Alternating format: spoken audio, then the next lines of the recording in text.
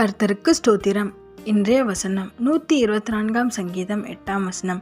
நம்முடைய சகாயம் வானத்தையும் பூமியையும் உண்டாக்கின கர்த்தருடைய நாமத்தில் உள்ளது. 124 சங்கீதம் 8 வசனம்.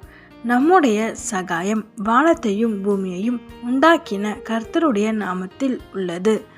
இங்கே வசனம் ரொம்ப அழகாக சொல்லுது. நம்மளோட சகாயம், அதாவது உதவி யாரோட நாமத்தில் இருக்குன்னா தேவனுடைய நாமத்திலாம், ஏசப்போட நாமத்தில் இருக்கா. ஆமென்.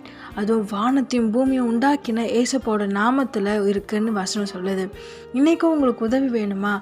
நான் இந்த கோர்ஸ் படிக்க போகிறேன், இல்லை இந்த வேலைக்கு போகிறேன், இல்லை என் குடும்பத்தில் இந்த மாதிரி ஒரு சூழ்நிலை உதவி வேணும், என் பிஸ்னஸில் இந்த மாதிரி சூழ்நிலை எனக்கு உதவி வேணும், சகாயம் வேணும் அப்படின்னு நினைக்கிறீங்களா? ஏசப்போட நாமத்தை சொல்லி செபிங்க.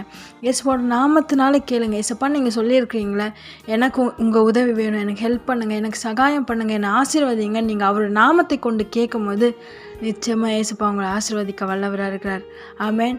விசுவாசத்தோடு கேளுங்க, சோர்ந்து போகாதீங்க. நிச்சயமாக ஏசப்பா உங்களுக்கு உதவி உங்களை ஆசீர்வதித்து உங்களை உயர்த்துவார். ஆமென்.